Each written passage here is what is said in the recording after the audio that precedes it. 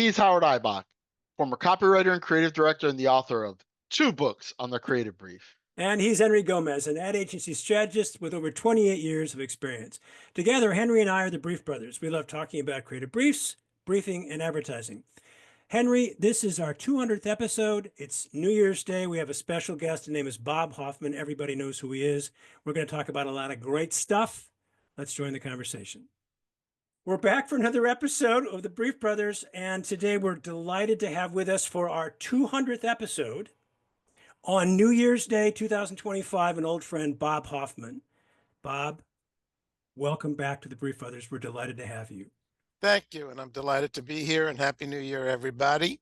And 200 episodes. You have talking to advertising and marketing people. You have a high tolerance for bullshit, my friend. Yes. Yeah. And as I said before, yeah, right. We just lost 2 now. We only got down to 15. And as I said before, I forgot to hit the record button. No one has complained yet, but there's always tomorrow. Yeah. So what we like to do is ask our guests, and this is your third visit with us, Bob. So I know lots of folks are familiar with you and your role in our industry.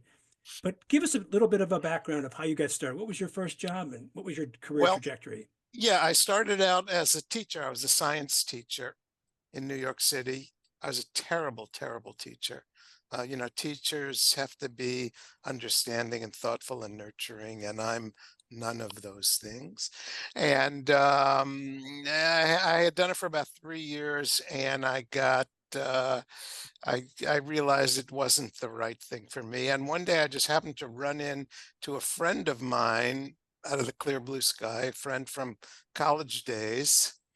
And we talked, and I asked him what he was doing. He said, "I'm working in advertising." And I said, "What's that?" "What do you mean? What do you do?" He says, "Well, the stuff on TV, the commercials you see?" I said, "Yeah." He says, "I write those." I said, "Really? That sounds like fun." He says, "Yeah, and you would be really good at that," he said. I said, "Really?" He said, "Yeah." I said, "Well, I need something to be good at. So what do I have to do?" And he told, put together a sample portfolio, and I did that, and I took it in New York City in those days. There was a woman named Judy Walt who was like the headhunter. She placed everyone everywhere. I went to see her with my sample portfolio. She told me I'd never get a job in advertising, but being the contrarian that I am, I kept going at it, and I eventually got a job working at the electronics company Panasonic in their advertising department. And I worked there for a couple of years writing, in-house kinds of stuff. And did that for a few years, and that was fun. I did, I liked working there and I enjoyed it. And then my wife at the time was desperate to move to San Francisco. She wanted to live here. So after nagging me for like a year, I found, okay, let's go to San Francisco. Did that, and I got a job in an ad agency. I didn't know anything about the agency business. Like I said, I had worked in-house, and I knew nothing about the agency business. But I opened the Yellow Pages, and the first agency I saw started with A, and I called them up, and I went in and I showed my work, and they hired me. So in the first interview I took, I got a job. So that was nice. And I started there as like the youngest, the juniorist copywriter, and I worked my way up. Finally, I became creative director after a while, and then I became president of the agency. After a further while, we just grew and grew and grew. And eventually we became the largest independent in San Francisco. And what agency was that? It was called Allen and Dorward. And then we sold it to an Australian company called Mojo, which is a very big agency at the time. This was in about 1990 or so. And I became the CEO of Mojo's US operation. And I did that for a few years. I didn't like working for them. I don't like working for other people. I'm just not good at that. I'm a very good team player as long as I'm the captain. I'm one of those kind of people. And so I did that I worked for them for a couple of years, and then I just said, no, this ain't for me. So I left, and I just did freelance creative work for about 3 years. I had actually, when I left there, I had to sign a non-compete with them because I had a contract to work for them. So to get out of my contract with them, I had to do a non-compete, all that bullshit. And so I did freelance creative work for about 3 years, and that was great fun. That was, that was nice, and I made good money doing that in those days. But after a while, I missed the agency business because the agencies are fun. They're terrible places to work, but they're great places to hang out. And I missed the hanging out part. And so I went back into the agency business with a guy named Roger Lewis, and we started a company called Hoffman Lewis. We did very well, and we grew it, and we did well. And then I retired about 10 years ago from the agency business. 2 years too late. I really wanted to retire earlier, but I didn't. So I stayed longer than I should have. But since then, I've been doing writing and speaking about advertising, although I'm not doing much speaking anymore. I'm tired of traveling. I hate travel. So, but I'm still writing, not as much as I used to, but, from time to time. So you And mentioned you yeah, mentioned college. yeah, Where did you study and what did you study that put you into being a science teacher? I went to Brooklyn College in Brooklyn, New York, and I studied the horses, went to the racetrack, played pool. I was a bum. I was honest to God, I was a bum. And I had no ambition and no discipline. I just got lucky that I found advertising, because otherwise I'd be a taxi driver now. You Well, know now, that what did your I was going to say we've had the story, a lot of people that have come on that found their way into advertising. It wasn't something premeditated. They kind of Yep, went out into the world and didn't quite fit in anywhere else. And like yep, advertising is an industry that, it's hard to get into, but if you're an oddball, it seems kind of easier to get into, I think. And so that isn't, I mean, like people like David Ogilvy, I think he started out like as a cook in a restaurant or something. yeah. Is Yeah. Yeah, back in those days, advertising was an industry. As an industry, was a meritocracy. If you did well, if you did, if you could write good ads, if you could, art direct good ads, you could move up pretty good. And I think it's changed a lot. It's become a lot more corporatized now than yeah, it was. But back in those days, it was a kind of an entrepreneurial business. And if you did well, you could move up pretty damn quick. And so I was lucky that I found something where, I had no education in advertising and marketing. I never took an advertising course in my life. I never took a yeah, marketing course. I never read a marketing book. I never took a business course. But in a way, it helped me. I had to figure it out for myself. yeah, And when you have to figure things out for yourself, and you can, you develop a different point of view from a lot of other people. There's a brilliant guy, Richard Feynman, who won the Nobel Prize in Physics, mhm, one of the most brilliant minds of the 20th century. And he said about people, and I think it's very true about, I'm going to paraphrase him for advertising. He says, I'm going to paraphrase it and say, people in marketing are clever enough to understand what they've been taught, but they're not clever enough to um, to to reject what they've been taught, or to go beyond go what they've beyond it. been Yeah, taught. yeah. You And said that in your book. yeah, and I think I had the advantage over some people who were taught a lot of things that turned out not to be quite right. I had to figure it out for myself. And I figured out that a lot of the cliches of the advertising and marketing business weren't right, not in my opinion. Well, What was it? if I had to describe you in one sentence, it would Yeah, be that you know how to sniff out bullshit. Yeah, And I hope, and yeah, yeah. I try to. That's what I try to, my whole life. I come from a family they were very, very skeptical. You couldn't say, if you try to say something that sounded like bullshit, man, they'd be on you in a second. BS And detector. I had to survive in that environment, and it helped me develop what at least I consider a good bullshit detector. So we'll see. I want to go back to that buddy of yours who suggested Yeah. advertising way, way back when. What do you suppose it was that he knew about you?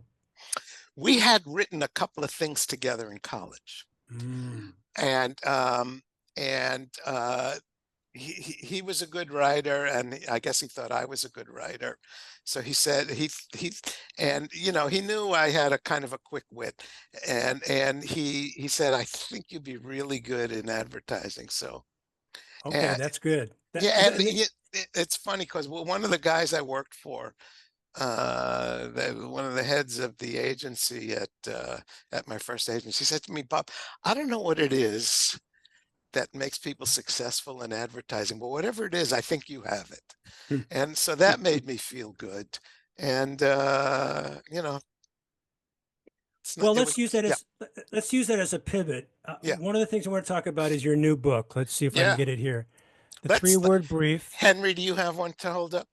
I do not have one to hold God up. damn it, Henry. Can't Yeah. count on you for, Well, I read yeah. the whole thing cover to cover, so Henry wouldn't have to. And first of all, congratulations on the book, Bob. It really Thank is you. wonderful. I Thank you. cannot recommend it more highly. We've had a number of guests on our show who've written books, and this book is just, it's forward thinking. You've pulled no punches. It includes a couple of things and some rethinking about previous books, captured into one big book, divided into 3 sections. Let me Thank you. start off. Let me Yeah. start off by asking you a clarification, because you Yeah. and I had a little disagreement, I think, in the Yeah. last time you were here. Yeah. When you say 3-word brief, Yeah. define the word brief. Brief is, what is the overall objective that we are trying to have from what we're doing here? Tell me what, if I'm asking you for a brief, I'm going to say to you, what do you want this to accomplish? And that's how I define a brief. Now, I know there is a formal brief, the kind of things that you guys do. And that's more of a a full range of information, and what the competition is doing, and what we all that stuff, and that's important to know. You got to know that. But in my opinion, the most important thing is, what's the one thing we're trying to accomplish? What is this advertising supposed to do? Now, another thing I should say is, I'm an advertising guy. I'm not a marketing guy. You Right. guys are more marketing guys than I am. I'm an ad guy. And when I'm talking Wait, about wait.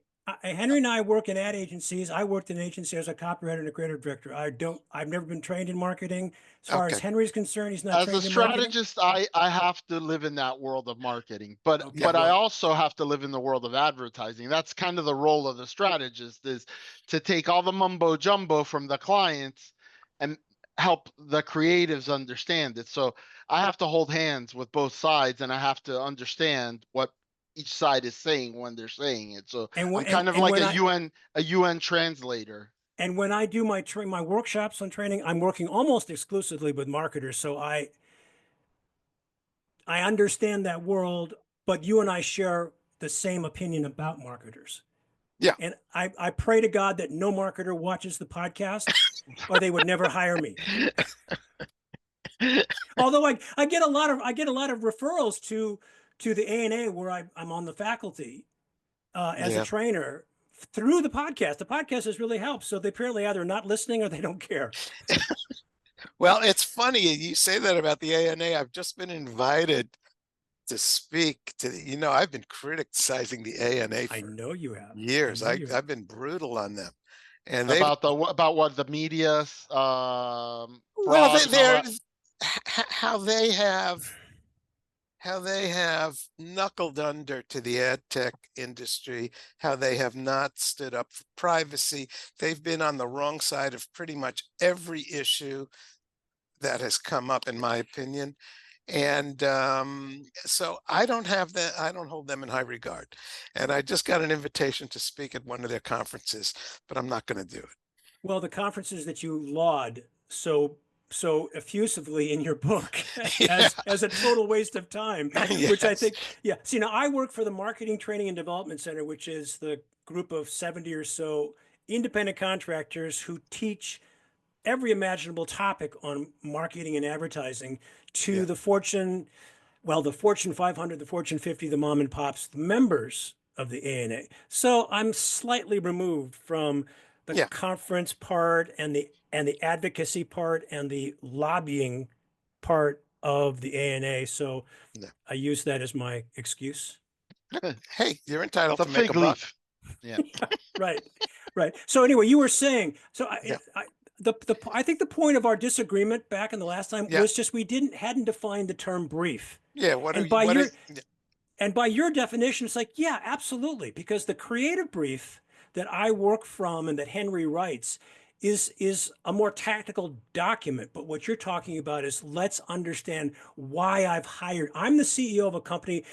Bob, you're my creative director, my executive creative director. I'm hiring you to solve my problem. Make me famous. How you do that is now that's the yeah. next task. As your listeners and viewers will find out when they read the book, which they definitely must. Absolutely.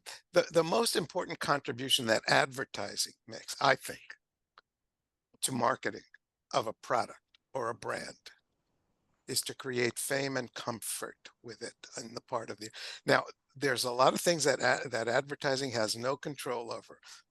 Advertisers have no control over the product. We have no control over the price. We have no control over the distribution. We have no control over the customer service. We have no control over the sales force. We have no control over the channel management. There are so few things that advertisers that we in an agency that make ads have any control over. The one thing that we can contribute best, I think, to the success of a brand or a product is to make it famous, because famous brands and famous products have an unbelievable advantage over brands and products and competitors that are not famous. And there's nothing as strong in advertising as fame. Uh, People are much more likely to buy a product that they are familiar with and comfortable with than a product that they are not familiar with. It's interesting. It's interesting you mentioned comfortable with, because, it's easy to just reduce everything to make me famous, but there are different tactical things that advertising can do. Like, let's say you had a product recall and people stopped buying your brand because of poor quality perceptions. Making them more comfortable is like restoring of the reputation, right? So they might be famous for the wrong thing, but making them comfortable, that's another angle that I and I'm glad that you mentioned it, because it kind of shows that it's deeper than just make it famous. Like, Well, the different brands have not only different levels of fame in the minds of consumers, but like different perceptions based about quality, who's it for, like that's not for me, that's for my grandfather or what. So I like the fact that you broadened it a little bit to include comfort, because that discomfort could come from a lot of things.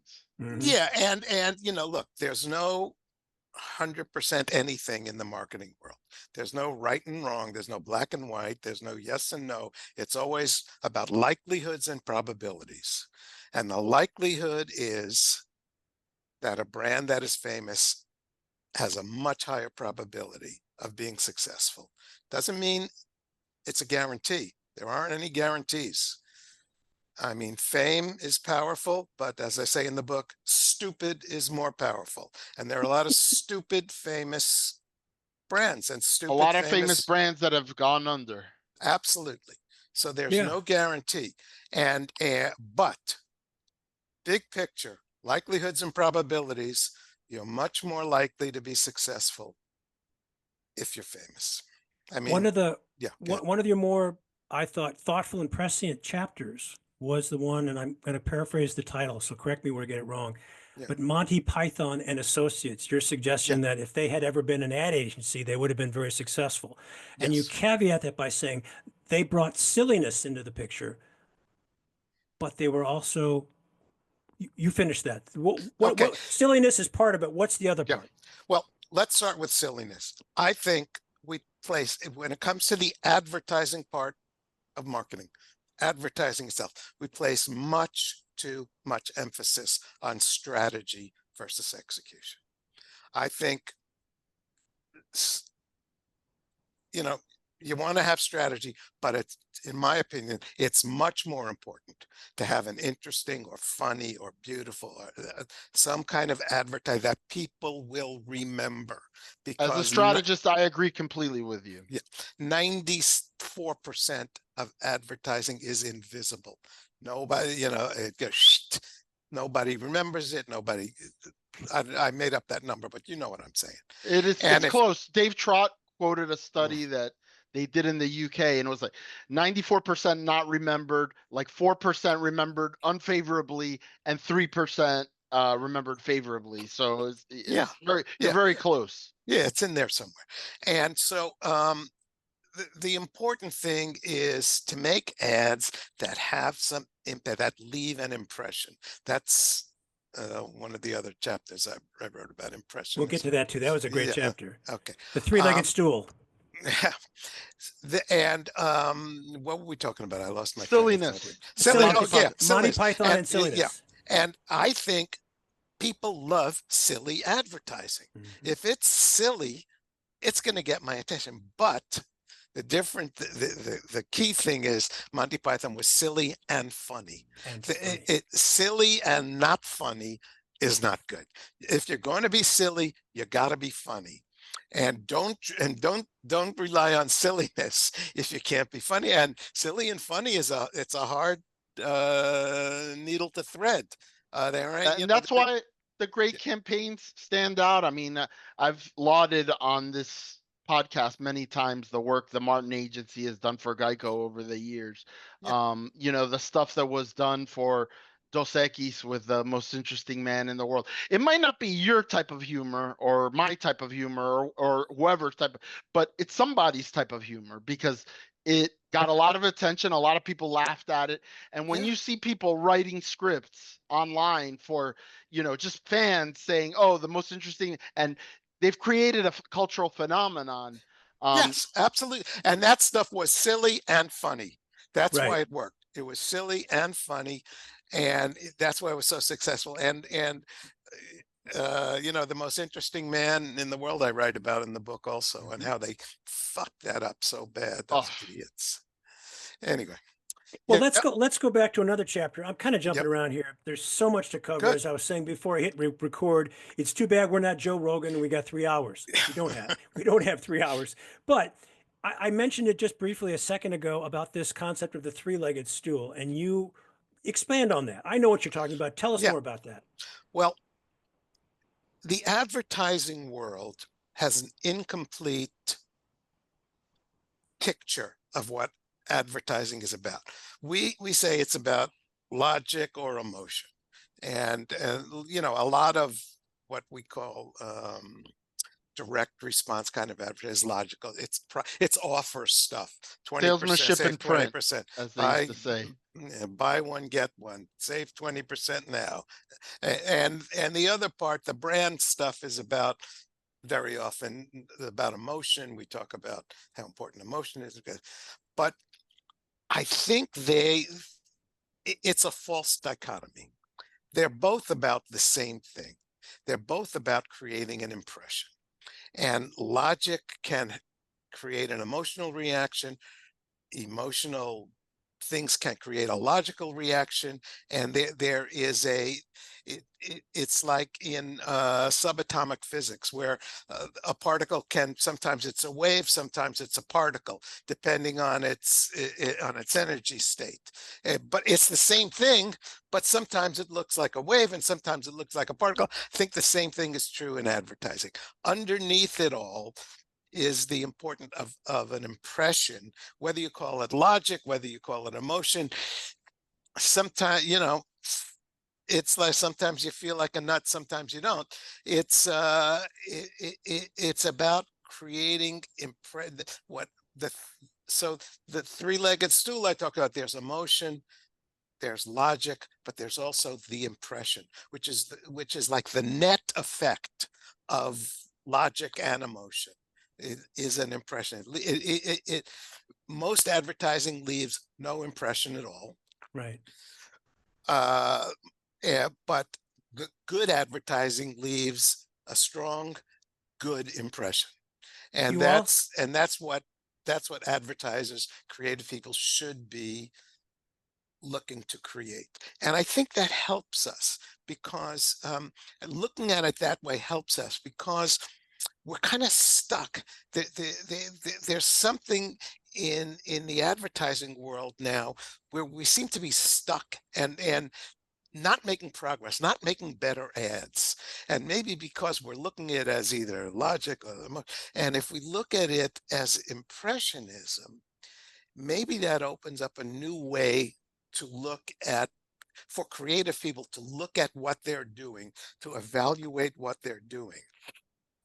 And instead of thinking, am I generating a click today, or thinking about, am I building a brand for 3 years from now by Timmy and Grandpa going fishing with an emotional thing, am I leaving a powerful, good impression? And if we think about creating advertising that way, maybe it'll help us break out of what I think is kind of a box we're stuck in now. You also talk about the importance of something that I haven't seen discussed at all, or at least very little, and that's aesthetics. Yeah. We don't appreciate how important aesthetics are in commerce. How look and the words we use, and the thing I talk about is the chapter is called Kings, Popes, and Advertisers. Right. And what I talk about is how the Christian church has used, what I start with is two old guys sitting on a bench in their underwear saying to people, hey, you should listen to whatever we say.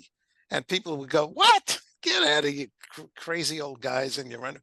But dress them up in beautiful costumes, put them in a cathedral, make beautiful, beautiful music around them, and all of a sudden you think, well, maybe this guy does know something. The Maybe I messenger of should, God. yeah, maybe I should listen to this pope or this king, and we don't appreciate how much The trappings and the exactly context.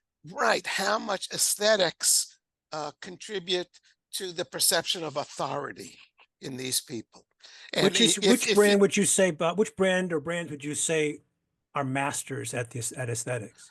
Apple has always been in their products, in their packaging, in the advertising they create. It's not all perfect, but man, they have a very high concentration of good ads. I think Johnny Walker is a good one Johnny too, Walker's a good example. especially during the BBH when they kind of rebranding, relaunched the brand. And once again, there's no guarantees. Paying attention to aesthetics, making it beautiful, making it sound good, look good, is no guarantee that you're going to be successful. But you got a much better chance if you do that than if you don't. When I was I hate to be one of these back in the day guys, but when It's okay. when when I worked in advertising, we used to pay a lot of attention to that. Yeah. We used to pay a lot of attention to aesthetic. A guy I loved, a guy who was someone I always looked up to. Was named Ron Berman, and he worked at FCB here in San Francisco. And I once heard him say, if they made Gone with the Wind the way we make TV commercials, they'd still be making it. I mean, that's the level of detail that we used to to take in creating a TV spot. One frame here, two frames there. This music has to change there, and this has to.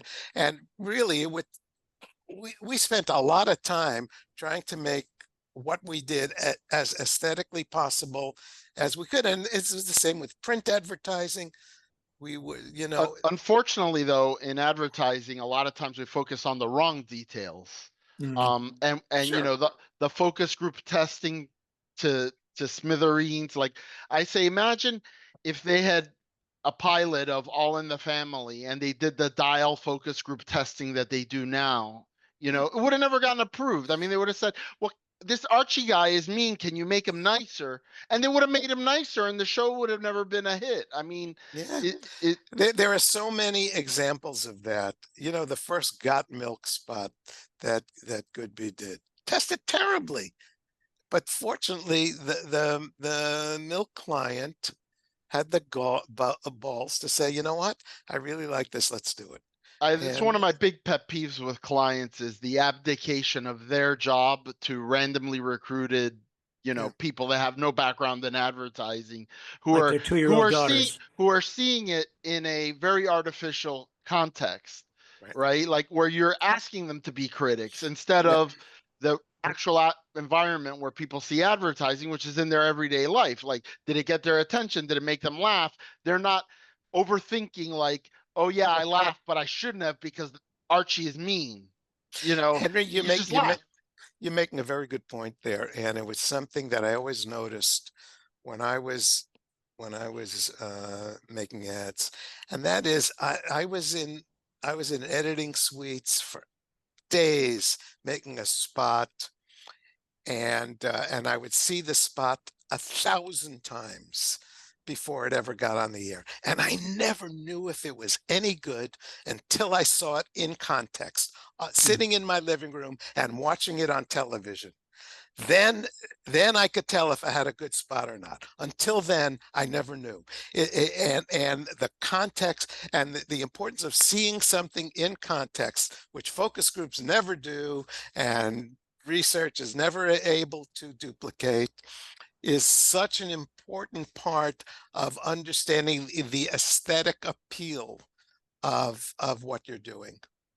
Yeah, we were talking some episodes ago about Steve Jobs, who had the authority and the money to spend on creating when the I Am a Mac campaign came out. He couldn't judge the quality of a Mac versus script. PC, I think it was Yeah, that one. Yeah. yeah, No, I'm a Mac. He said, I can't tell whether this script is funny. Go shoot it, and then I'll see if it's funny. yeah, And he had the money, and he said, "Do it. I'm just going to spend the money." And of course, they And they only made a aired. shit ton, and he approved a shit ton, but he didn't approve a shit ton. oh, Right. he was a pain in the ass. Yeah, he He was. threw Right. out so much. I have a But that great, was a. Go I have ahead. a great Steve Jobs story.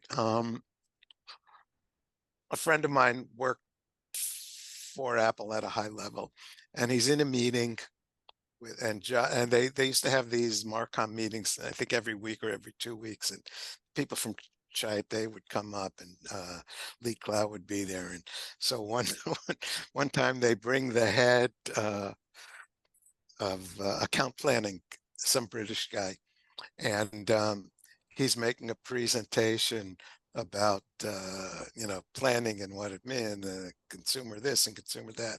And so he starts talking, and after about 2 minutes, Jobs puts his head down on the conference table like this, and this guy's going on with planning stuff, and and Jobs is just sitting there with his head on the table. And finally, after 5 minutes, Jobs says, "Stop." And he turns around to Lee Clow and he says, "Hey, Lee, am I paying for this bullshit?" Yeah. So He he doesn't. was a pain in the ass. He I doesn't pull guarantee. I'm punches. sure, but that story is also insightful in the sense, and we lamented the fact that, in the golden age of advertising, in the years of advertising that are glamorized in our industry, the creative revolution of the 1950s and the 1960s, late 50s, early 60s, mid 60s, even through into the 70s. Um, a lot of the clients were privately held companies and the agencies were independent, and so there was a deep relationship usually between the company owner or president and the agency principal, and that's all been lost. Like, we're just vendors reporting into some mid-level bureaucracy uh, that doesn't respect advertising or marketing at the highest levels, and I think that that's one of the reasons for the decline of advertising. The clients are corporately held now. The CEOs are on a revolving door, coming in every 24, 36 months. Same with the CMOs. And so we're just vendors, and there's not that deep relationship where a client can say, am I paying for this bullshit? Bring me the ideas. So let's not leave our viewers with the wrong impression. I mean, you can go back as far as you want. 85% of advertising was always terrible. Of course. Always. The difference now is that 93% of advertising is terrible. And so, yeah. Well, the premise of your original essay, the 3-word brief, which is now Yeah. the title of your book and the opening essay, was that the CEO of X company hires agency ABC and should have this conversation with either the CEO of the agency or the executive creative of the agency. Yeah. We had George Tannenbaum on last week, and he's saying these days the CEO doesn't even know who the executive creative director of the agency is. They don't talk to each other. No. Maybe the CMO doesn't even know who the executive creative director of the agency is, because they don't think about the ad agency as the go-to person or go-to entity to Yeah. solve their problems. I always found that our agency did our best work when we had a good relationship with the real decision maker. The real decision maker is the one who could say, yes, go do that. And most marketing people are not the real decision maker. Okay, yeah, that's very good. Let me take it up the ladder, that kind of bullshit. And the real decision maker, sometimes it's a CFO, sometimes it's a CEO, sometimes it's who knows. But the real decision maker, if the real decision maker has a good relationship with the real creative leader at the agency, and the real creative leader isn't always the executive creative director. Sometimes it's an art director Mm-hmm. who the real decision maker relies on that person's opinion. Sometimes it's sometimes the real creative leader is the head of the agency, who once again the real decision maker at the client relies on for their opinion. So if the real creative leader has a good relationship with the real decision maker, good things are more likely to happen than if it's a bunch on Bureaucracy one is street. going to Yeah. destroy any creative product. Right, That's, right. the more bureaucratic you make the process, the more people have to put their little feedback on it, their little Yep. change to put their initial on it. Yep. The less impressive the idea is going to be at the end of that sausage making factory. Yep. Yeah, Bob, you make a point in one of your chapters. You said the Yeah. most powerful force in marketing is inertia. Yeah. Um, what we have forgotten in this era of technological, constant technological updating is that the gadgets change, but the people stay pretty much the same. people, the nature of human beings has not changed in 300,000 years. We're still the same species we were. And while the gadgets change very frequently, most people's behavior remains the same.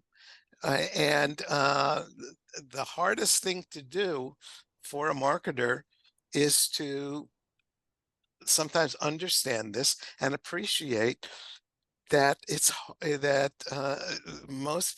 inertia is the thing that drives most people. We pretty much buy the same stuff we bought last week, this week. I buy the same tuna I bought 20 years ago, 30 years ago. I buy this, and it's much harder to break through the inertia of the everyday habits of people than the marketing industry would have you believe. The marketing industry would have you believe that they're disrupting everything every day. It's not that easy. It's interesting because you're talking about the consumer's inertia, but when you first said it, and I was nodding along, and I agree with the consumer inertia part. I was also thinking about within the organizations, right? Like within Sure. there's an incredible amount of inertia to just do what we did last year, do what we've always done, and not really look at it and say, you know what we did last year got us zero growth. Yeah, And what we did the year before that got us zero growth. So maybe it's time to do something different. I call it legends and rituals. The advertising industry and the marketing industry kind of live on legends and rituals, and very, the same kind of meeting rituals that went on still go on. The same kind of legends about what works and what doesn't work still exist, and it's very there. You're right. There is an inertia there, but there's also inertia among consumers too. It's hard to get them. It's harder to get them to change than the marketing industry would like to believe it is. This is why grocery stores rearrange their aisles because, when I go to the grocery store, I'm only going to go down 3, 7, and 12 because Yeah, that's where what I get is located. And when they yeah. rearrange shit, it's like, God damn it. Now I have to figure out what's going on here again. You And I'm going might to spend actually be exposed to something new.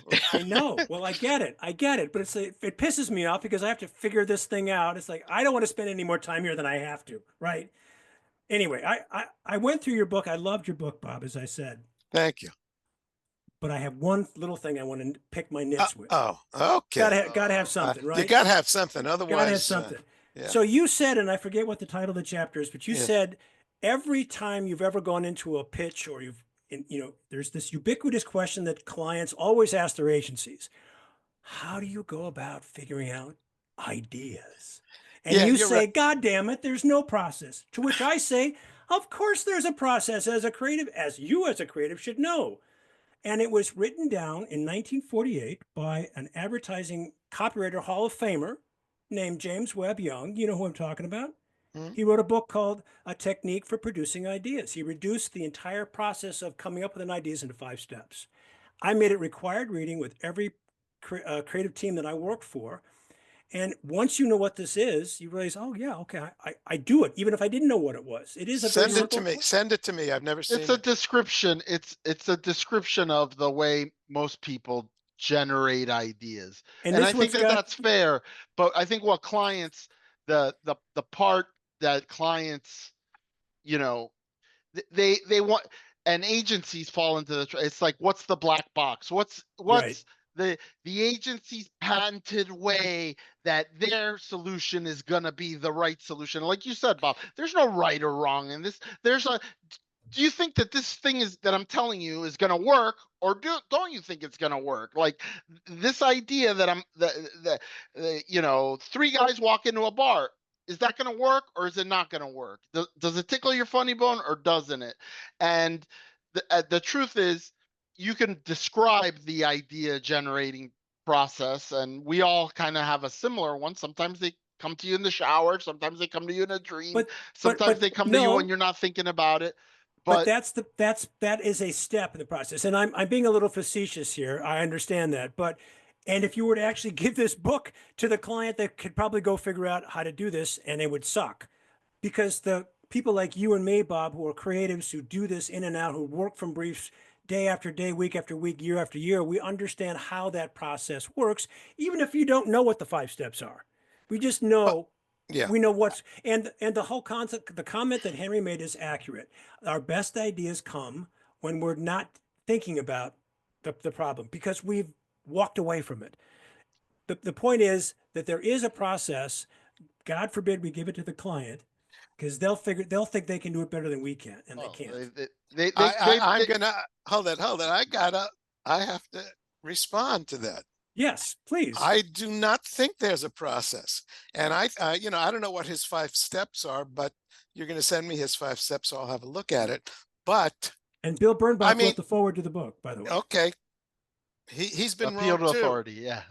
Um, the if you agree with me that Monty Python would have been one of the best ad agencies in history, do you think they had a 5-step process for how they developed ideas? Yeah, absolutely. They I didn't know don't what it think so. was. They didn't know what it was. It's just what every brain does. Number one, you Oh, have to have so you're information. okay. So you're talking It's a about description. It's a description okay, of okay. Yeah. You got to have information. Number two, you mull it over. Number three, your brain turns to mush, you walk away. Number four, this is that subconscious going to work. You're walking the dog. You have the idea. Number five, you bring it back to the agency and get validation for it. Every brain, whether you're an inventor, a science teacher, a creative, this is what your brain goes through.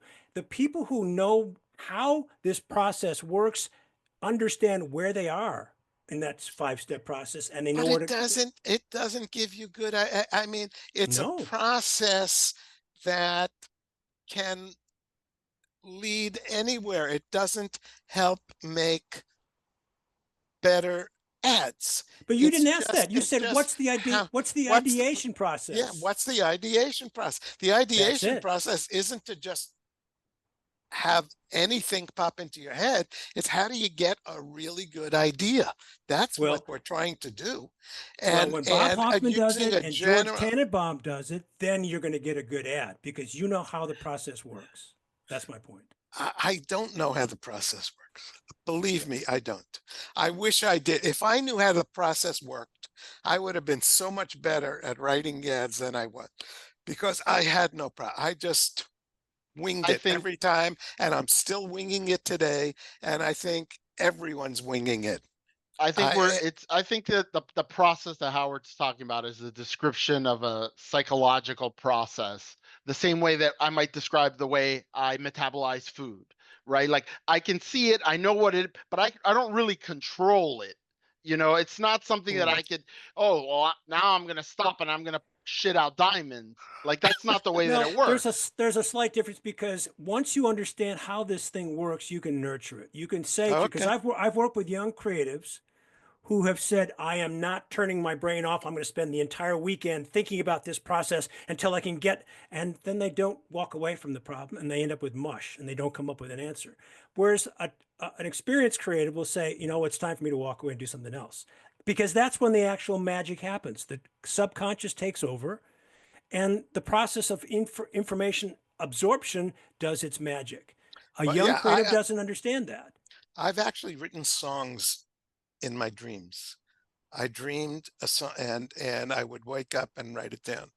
So there is, I don't dispute the fact that a lot of the creative process happens below the surface. I totally agree with that. But whether or not there is a 5-step process, I think you can go back and what do you call that when you take something and then I forget. Anyway, but there's a term for it where you can backwards Reverse Engineer. engineer. reverse engineer it. Yes, thank you. I used to be able to think straight back in the Well, old Bob, days. I was stretching Yeah. for something to disagree with you with, and that's what I came up with. Okay. If that's the only thing we disagree on, we're in good shape, my friend. So I'm gonna give you a real softball here, Okay, kind of as a softball. because soft. as I was reading this book, and now it's divided into three sections. The first Right. section is really about, problems with our industry, misthinking, poor thinking. The second section is an expansion on your other book, which was called Ad scam. Ad Scam, which is also a great book. Highly recommend. And the third Thank you. section is Marketing Stinks. And if you Right. haven't insulted everybody you thought you could insult in parts 1 and 2, part 3 is, you finished it I off. got the rest of, yeah, finish off the Okay. process. Yeah. So here's my question. Yeah. You do offer a lot of recommendations, solutions. They're kind of buried within your thinking. So I'm going to make you the advertising Wizard of Oz. With the touch of a wand or whatever, you can make any change you want. What 3 to 5 changes would you make to our industry if you could do it right now? First thing uh, I would uh, carpet bomb the holding companies, and because they are not advertising people. The holding companies are not advertising agencies. These are financial institutions that buy advertising agencies and milk them. And it is run by people who have no interest, I think, in advertising. The industry has become They're bean counters. industrialized. We are optimizing for efficiency over craftsmanship, and that is one of the big problems that we have. So the first thing is I'd get rid of the holding companies. Second thing I would do,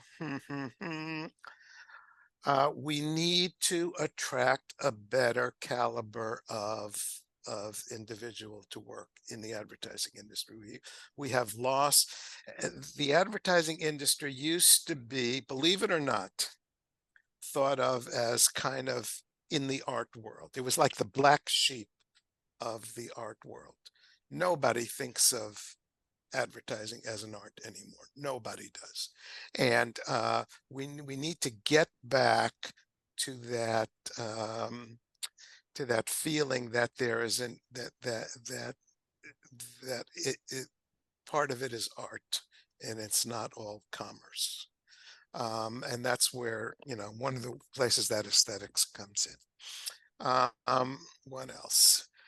The internet has been so destructive of not, the internet has been destructive of everything. I mean, there are some wonderful things about the internet. I mean, we're doing this now over the internet, and that's great. And it has provided us with some wonderful things. But look at the big picture of our culture and our society. Have we become a more cohesive society? Are we more interested? Do we believe facts and science? Are our kids more secure than they were? Is education better than it was? Is government better than it was? Is politics better than it was? All of this, is national security better than it was? All of this before the internet? No. It's gotten, we have become a less integrated, a less wholesome, a less a less cohesive society. And it's not just us, it's happening all over the world. And a lot of it is being fed by the internet. The internet has allowed a lot of people who shouldn't have been allowed to organize. And it's done a lot of harm to society and a lot of harm to culture. And in our particular case, it's done a lot of harm to advertising, because we've gone from an industry that believed in the power of brand building. And now we are an industry that is concerned with how many clicks did we get today. And that's not a good way to build brands. And if we all agree, and I think we do, that advertising's most important role in the marketing process is helping to build a brand, then I don't think we've made any progress. I really don't. As a matter of fact, I think we may have gone backwards. You know, um, to not end on a super depressing note, I thought I'd harken back to the speech that you gave in London. That was, I think, the first time I became aware of you, where you talked about the three delusions. And one of them was the age delusion. And as I've, gotten older, I appreciated it then when I was 45, and I appreciate it now when I'm 55. Um, I just want to see how you feel about this, but 10 years ago, everything was about millennials, this and millennials, that, and now the poor fucking millennials, you don't hear about them at all. It's all about Gen Z. Yeah.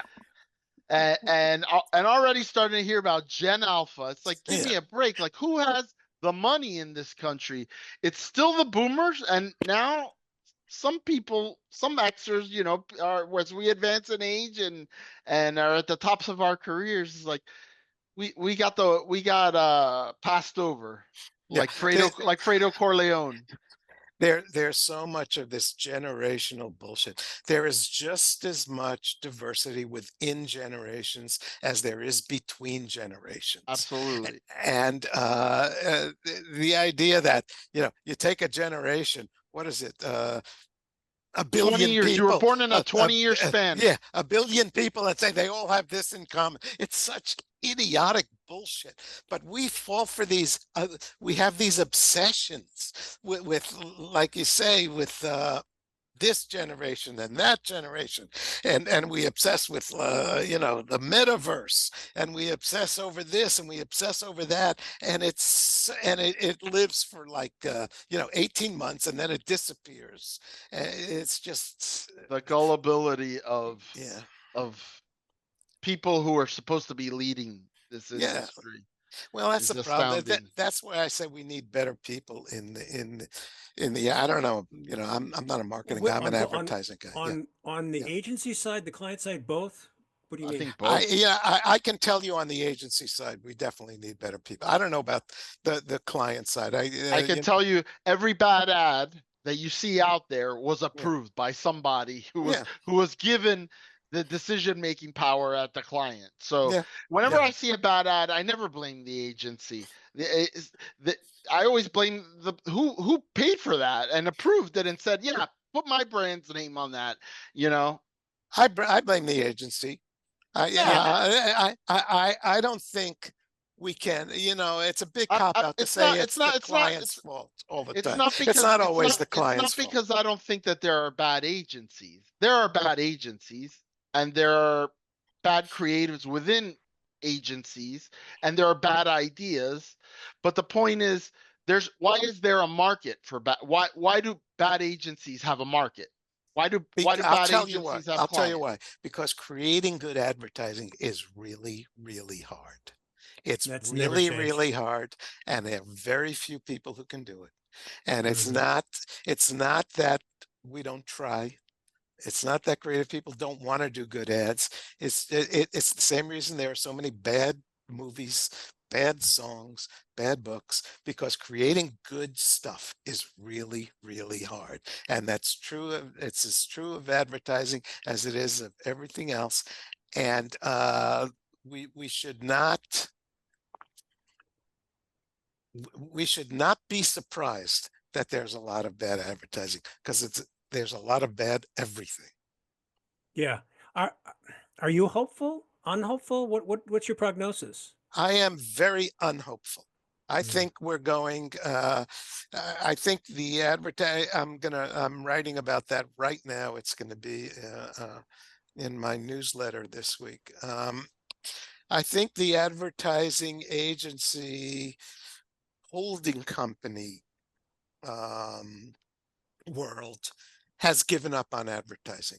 It's been taken over by the platforms. The media arms of the big holding companies have become very little more than the sales arm for Facebook and Google and TikTok and Amazon. And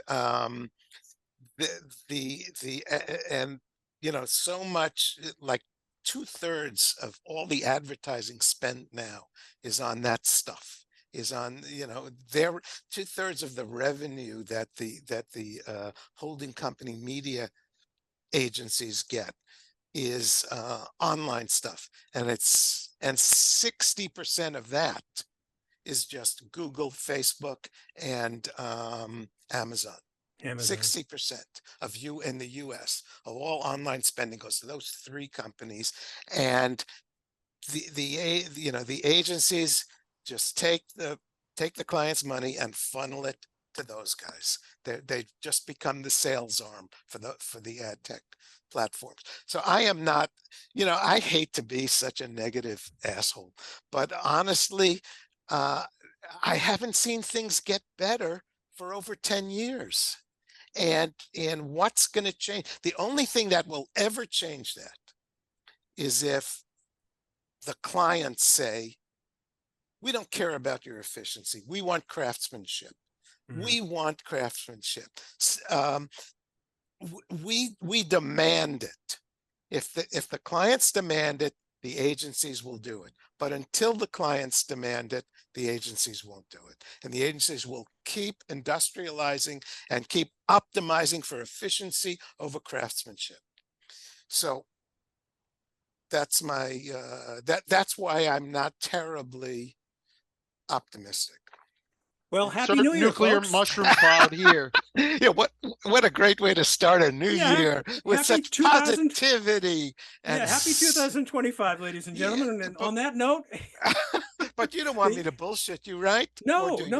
Okay, we brought the ad contrarian on to slap us around and wake us up, and we'll see what happens. We'll bring you back again next January 1st and see if there's been any change. I hope I'm wrong. I very often am wrong, so maybe I'm wrong about this. Let's be hopeful. Let's all hope Bob's wrong. Well, it's a great mantra to live by when you say, I could be wrong. I could be wrong. I think Bill Bernbach said that a lot. He said, they could be right. I could be wrong. Yeah. So with that note, Bob Hoffman, ad contrarian, author of the amazing new book, The 3-Word Brief, and the subtitle is Simple Advice for People Who Advertise. Thank you for coming back on Brief Brothers. Happy New Year. We appreciate it. Thank you, Brief Brothers. You guys are great. I love talking to you, and I appreciate it. And everybody have a happy New Year, and don't listen to my negative bullshit. Okay. Good stuff, Henry. Good stuff, Howard. He's Henry Gomez. And he's Howard Ibach. Together, we're the Brief Brothers. Till next time. Bye-bye.